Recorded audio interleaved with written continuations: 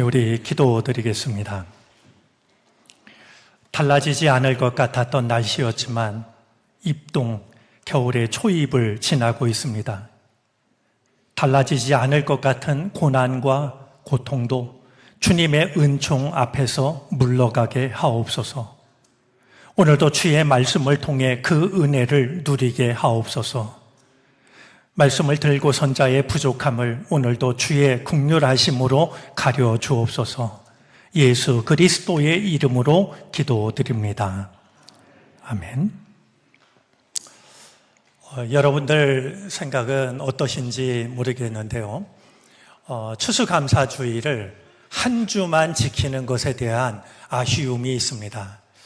특별기도, 특별헌금 그런 것이 아니고 우리가 이 추수감사주의를 지키는 것이 정말 한 해를 마감하는 그런 가장 의미 있는 일이 아닐까라는 생각이 들기 때문입니다. 어떤 사람이 혀에 암이 걸려서 부득이 이제 혀를 절단해야 되는 수술을 받게 되었답니다. 의사 선생님이 환자에게 이야기를 합니다. 수술실에 들어가기 전에 이제 이 혀를 절단하는 수술을 하면 더 이상 말을 못하니까 수술을 하기 전에 하고 싶은 말이 있으면 마지막으로 하시라고. 그자 그가 가만히 생각을 하다가 주르르 이제 눈물을 흘립니다. 그러면서 그가 마지막 말을 하는데요. 주 하나님 감사합니다. 주 하나님 감사합니다. 주 하나님 감사합니다. 그렇게 말하고 수술을 받았다라고 하는 것입니다. 이제 우리가 한 해를 보낼 때도 마찬가지 심정이 아닐까 하는 생각을 하게 됩니다. 힘들고 어려운 일들이 왜 없었겠습니까만 한 해를 보내는 시간을 맞으면 우리가 주님께 드릴 수 있는 것은 감사밖에 없다라는 생각이 듭니다. 우리 지난주 추수감사주의를 보내면서 엘림이 가깝습니다라는 말씀을 생각했습니다. 우리가 다음으로 맞이하게 될 절기가 대림절인데요. 우리 한 해를 마감하는 마음으로 감사에 관한 말씀을 두어 주 더 나누어도 좋겠다 생각을 했습니다. 김남조 시인의 너를 위하여라는 시인은 이렇게 시작이 됩니다. 나의 밤 기도는 길고 한 가지 말만 되풀이한다. 참 멋진 시작인데요. 오늘 말씀을 나누면서 한 가지 말이 되풀이 될 것이고 사실 그 말은 우리 마음 깊은 곳에 새겨졌으면 하는 말이기도 합니다. 바로 괜찮아라는 말인데요. 여러분들 지금까지 살아오시면서 혹시 누군가로부터 괜찮아라는 말을 들어보신 적이 있는지요? 그리고 내가 들었던 괜찮아라는 말 중에서 가장 고맙게 여겨지는 말은 누가 한 말이었는지요? 혹은 여러분들이 누군가에게 괜찮아라고 말한 가장 의미 있었던 순간은 언제였는지요? 저에게도 떠오르는 순간들이 있습니다. 독일에서 목회를 마치고 우리 한국에 나와서 이제 부천에서 목회를 막 시작했을 때였는데요. 교우 가정의 신방을 하고 식사를 하러 갔습니다. 식사를 마쳤을 때 부목사님이 목사님 차는 제가 꺼내 올게요 이야기를 해서 키를 건네줬습니다. 차가 그 식당 지하에 주차를 했었거든요. 근데 차를 가지고 나온 이 부목사가 머리를 극적입니다. 알고 봤더니 차를 가지고 빠져나오다가 그만 이 벽에다가 차를 긁었어요. 이제 교회에서 막 새로 구입한 차였는데 차를 북 긁어가지고 왔으니 부목사는 몹시 당황했겠죠. 제 마음은 어떠했을까요? 그런데 이 차를 긁은 부목사가 얼마나 당황할까 싶어서 제가 그렇게 말했습니다. 괜찮아요. 원래 범퍼는 긁히라고 있는 거예요. 뭐 웃으면서 말했지만 마음은 좀 쓰라리긴 했습니다. 하지만 그 말이 그에게 작은 위로가 되기를 바랬죠. 역시 오래전에 목회를 할 때였는데요. 어느 날 자정이 가까워오는 시간에 원로 권사님과 함께 수술실 앞을 지킨 적이 있습니다. 이 권사님의 아들이 이제 기계를 청소하다가 손이 기계에 빨려 들어갔어요. 병원에 가서 이제 수술을 받는데 늦은 밤 시간까지 이어졌습니다. 다른 환자는 없었고 그 권사님하고 둘이 수술실 앞을 지키고 있는데 권사님이 제게 그러세요. 목사님, 제가 언제 기회가 되면 목사님한테 꼭 하고 싶은 말이 있었어요. 얼마든지 하시라고 이야기를 했죠.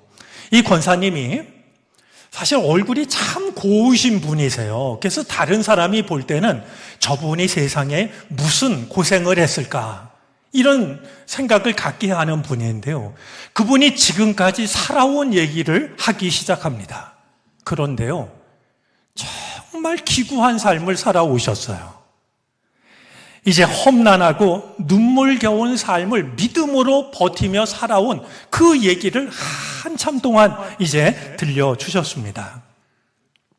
이야기를 다 들은 뒤에 제가 권사님 손을 꼭 붙잡았어요. 그리고 권사님께 말씀을 드렸죠. 권사님, 이 부족한 사람을 믿고 마음속에 있는 얘기를 해주셔서 고맙습니다. 제가 오늘 들은 이야기는 제 마음속에만 두겠습니다. 그리고 오늘 권사님이 그런 이야기를 하셨다고 해서 권사님을 바라보는 제 마음은 하나도 달라지지 않을 겁니다. 권사님은 여전히 제게 정말 소중한 분이세요. 때때로 이야기를 하다 보면 나도 모르게 이것이 주님이 주시는 마음이구나 라는 것을 느낄 때가 있는데 두 가지 경우는 모두 그러했습니다. 저는 권사님께 그 말을 하면서 제가 했던 그 몇 마디 말이 주님의 음성처럼 권사님에게 다가갔으면 참 좋겠다라고 생각을 했습니다. 다름이 아니라 괜찮아, 다 괜찮아 하시는 주님의 음성으로 말이죠. 오늘 읽어준 본문은 우리 권사님 고맙습니다. 권사님이 얼마나 은혜롭게 읽으셨는지 성경 봉독만으로도 충분히 한 편의 설교였다라는 생각이 드는데요. 오늘 이 말씀은 우리가 익히 잘 알고 있는 말씀입니다. 예수님이 들려주신 이야기 중에서도 가장 대표적인 말씀이죠. 우리가 탕자의 비유라고 부르는 바로 그 말씀입니다. 오늘 이 말씀을 한 폭의 그림으로 담아낸 훌륭한 화가가 있습니다. 렘브란트가 그린 탕자의 귀향이라는 그림입니다. 한번 그림을 잠깐 볼까요? 잘 알고 계신 그림일 거라고 여겨집니다. 상트페테르스부르크에 있는 에르미타슈 미술관에 이 그림이 소장되어 있는데요. 언제나 이 그림 앞에는 많은 사람들이 줄을 서서 기다리다가 이 그림을 보게 된다라고 그럽니다. 저는 이 그림을 보면서 화가가 그림을 그릴 때 얼마나 많은 생각을 하고 그림을 그리는가 하는 것을 생각하게 됩니다. 어쩌면 설교자가 설교를 준비하는 것보다도 훨씬 더 많은 생각을 한 뒤에 그림을 그리는구나 라는 생각을 갖게 되는 것이죠. 한번 그림을 자세히 보시겠습니까? 지금 아버지 앞에 무릎을 꿇고 있는 둘째 아들을 보면은요, 그의 신발 한 짝은 벗겨져 있고 신발 한 짝은 다 떨어져서 뒤꿈치가 드러나 있습니다. 저 장면은 그가 얼마나 먼 길을 걸어왔는지, 얼마나 험한 길을 걸어왔는지를 생각하게 합니다. 그가 아버지로부터 얼마나 멀리 떠나가 있었는지를 헤아리게 되죠. 아버지 가슴에 묻고 있는 아들의 얼굴을 보면은요, 마치 죄수인 것처럼 머리를 빡빡 밀었습니다. 그리고 그림을 자세히 보면은 땀방울이 맺혀 있다라고 그러는데요.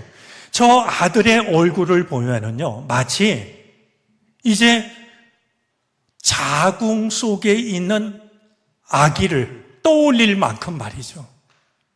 이제 새롭게 태어나고 싶은 저 아들의 심정이 아들의 모습 속에 고스란히 드러납니다. 자, 이번에는 아버지 모습을 한번 보실까요? 아들을 끌어안고 있는 아버지가 걸치고 있는 붉은색 망토는 마치 상처 입은 새끼를 품어 안고 있는 어미새를 떠올리게 합니다. 아버지가 아들 등에 얹고 있는 두 손은 서로 다른데요. 한 손은 여성의 손이고 한 손은 남성의 손입니다. 한 손은 어머니의 심정으로 내가 너를 다 용서하겠다라고 그런 마음을 전하고 있고요. 아버지의 억센 손은 내가 다시는 너를 놓지 않겠다라고 하는 아버지의 마음을 담고 있습니다. 여러분, 그림을 보시면 저 그림 중에서 가장 밝은 빛이 머물고 있는 곳이 있습니다. 아버지의 이마입니다. 아들은 어둠 속에서 어둠을 안고 찾아왔습니다. 그 아들을 맞이하는 아버지는 가장 환한 빛으로 아들을 맞이하고 있는 겁니다. 이런 아버지의 마음은 오늘 성경 본문을 통해서도 선명하게 드러납니다. 사실 이 아버지는 둘째 아들에게 큰 상처를 입었습니다. 아버지가 먼저 말씀을 하시지도 않았는데 유산을 내게 달라라고 하는 것은 아버지를 죽은 자 취급을 하는 것이었습니다. 아버지가 유산으로 돌아갈 몫을 주자 이 둘째 아들은 자기 몫의 재산을 다 챙겨서 떠납니다. 다 챙겨서 떠났다라고 하는 건 돌아올 마음이 하나도 없다라고 하는 것을 드러내고 있습니다. 그렇게 떠나간 아들로부터 들려온 소문들도 아버지의 마음을 아프게 합니다. 아버지가 물려준 그 재산을 다 낭비하고 허비하고 탕진하고 있다라는 소식이었습니다. 돼지가 먹는 쥐염 열매조차 먹을 수가 없게 된 이 아들이 항복하듯이 집으로 돌아가기로 합니다. 배가 고팠을 때는 돼지 밥을 찾았지만 굶어 죽게 되자 아버지 집을 떠올립니다. 그래도 그에게 남아있는 것이 한 가지 있었습니다. 염치입니다. 내가 더 이상 아버지의 아들이라고 말할 수가 없지. 그러니 나를 품꾼의 하나로 써달라고 해야 되겠다. 내가 거기서 일하면 그래도 밥은 먹을 수 있지 않을까? 그 염치 하나를 가지고 아버지 집을 향합니다. 돌아오는 아들의 모습은 떠날 때의 모습과는 너무나 달랐을 것입니다. 떠날 때의 모습이 화려한 왕자의 모습이었다라고 하면 돌아올 때의 모습은 상거지의 모습이었습니다. 그런데도 아버지는 그 아들을 알아봅니다. 떠날 때의 모습과는 너무나도 다른 모습이었고 아직 떨어진 거리가 먼데도 아버지는 한눈에 그가 아들이라는 사실을 알아차립니다. 아들이 어떻게 달라져도 아버지는 그 아들을 한눈에 알아봅니다. 아버지이기 때문입니다. 거지골로 돌아오고 있는 아들을 본 순간 아버지는 집으로 들어가서 문을 걸어 잠그지 않았습니다. 오히려 아들에게로 달려갑니다. 여러분, 저 그림 속의 노인네가 아들을 향해서 달려가는 모습을 한번 떠올려 보십시오. 아들을 만난 이 아버지가 아들의 목을 끌어안고 입을 맞춥니다. 그 순간 이 아들은 아버지 집으로 오면서 수없이 마음으로 되뇌었던 아버지한테 해야 될 말을 하기 시작합니다. 오늘 21절인데요. 아버지, 내가 하늘과 아버지 앞에 죄를 지었습니다. 이제부터 나는 아버지의 아들이라고 불릴 자격이 없습니다. 아들이 준비했던 말은 저것이 전부가 아닙니다. 한마디가 더 있었습니다. 19절인데요. 나를 품꾼의 하나로 삼아 주십시오 라는 말이었습니다. 수없이 마음으로 반복했지만 아들이 저 말을 할 수 없었던 것은 아버지가 아들의 말을 가로막았기 때문입니다. 왜냐하면 아버지로서는 저 말을 감당할 수가 없었습니다. 그 말을 하려던 순간 아버지는 아들의 말을 듣는 대신에 종들에게 말하기 시작합니다. 종들에게 말하는 아버지의 목소리는 평소와 달리 무척 컸을 것이라 여겨집니다. 22절부터 24절까지입니다. 어서 가장 좋은 옷을 꺼내서 그에게 입히고 손에 반지를 끼우고 발에 신을 신겨라. 그리고 살진 송아지를 끌어내다가 잡아라. 우리가 먹고 즐기자. 나의 이 아들은 죽었다가 살아났고 내가 잃었다가 되찾았다. 이 아버지가 종들에게 큰 목소리로 하고 있는 말 중에서 유난히 마음에 와닿는 대목이 있습니다. 손에 반지를 끼우라라는, 가락지를 끼우라라는 말입니다.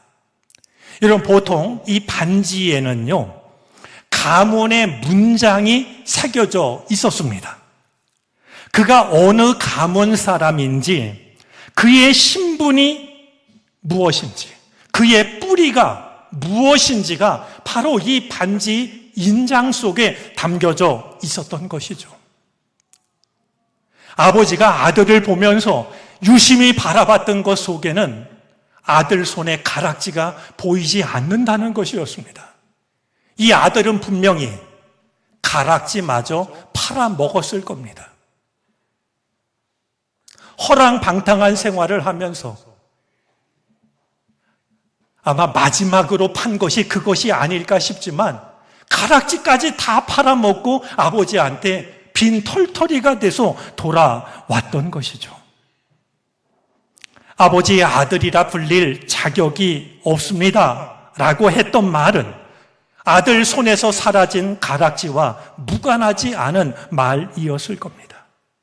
그런데 아버지가 그 아들 손에 가락지를 다시 끼워줍니다. 아들은 아들의 지위와 자격을 모두 잃어버렸다라고 하고 있지만 아버지는 아니라고. 너는 여전히 내 소중한 아들이라고.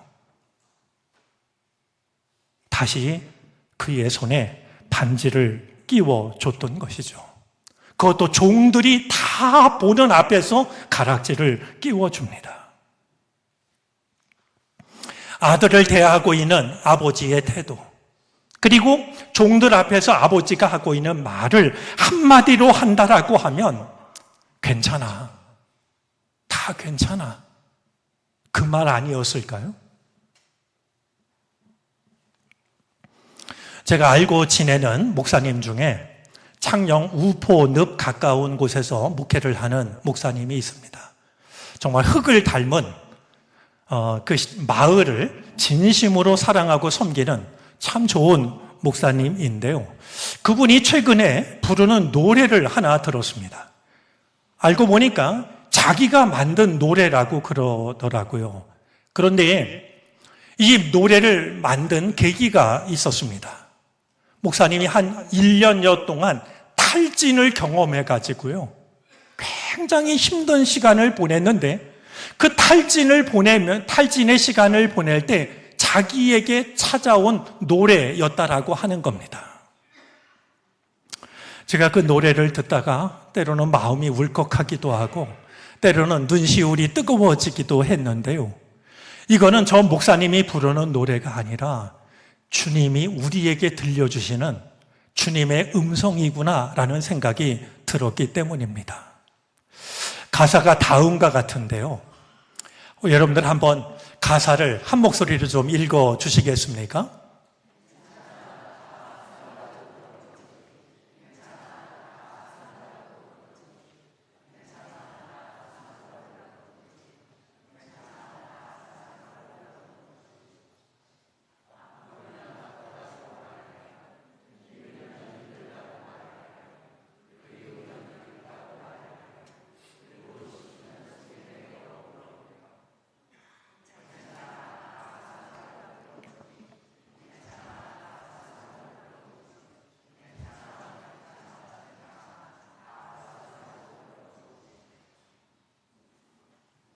우리가 너무 늦게 초라한 모습으로 자격 없는 모습으로 돌아올 때에도 주님은 괜찮아 하면서 우리를 맞아 주십니다. 우리에게 무슨 일이 있었는지 몰라서가 아니라 다 알면서도 괜찮다고 우리를 맞아 주십니다. 스코필 제랄드라는 사람이 이런 말을 한 적이 있습니다. 한 번의 실패와 영원한 실패를 혼돈하지 마라. 오늘 말씀 때문일까요? 이 말도 주님의 음성과 겹칩니다. 한 번의 실패를 영원한 실패와 혼돈하지 말아라. 집을 떠난 것은 한 번의 실패였지만 네가 집에 돌아왔으니 이젠 괜찮다. 한 가지 꼭 확인하고 싶은 것이 있습니다. 그날 이후 둘째 아들이 아버지의 집으로 돌아온 이후 둘째 아들은 아버지 곁을 다시는 떠나지 않았을 겁니다. 의무감으로 아버지 집에 머물렀던 첫째 아들하고는 달랐을 겁니다. 괜찮아 하면서 나를 맞아준 아버지가 괜찮으실 수 있도록 진심으로 아버지를 사랑하며 참 자유와 기쁨으로 아버지 곁을 지켰을 것입니다. 자격 없는 우리를 괜찮아 하면서 맞아주시는 하나님의 사랑 앞에서 우리 모두가 다시 돌아온 둘째 아들로 살아갈 수 있게 되기를 바랍니다.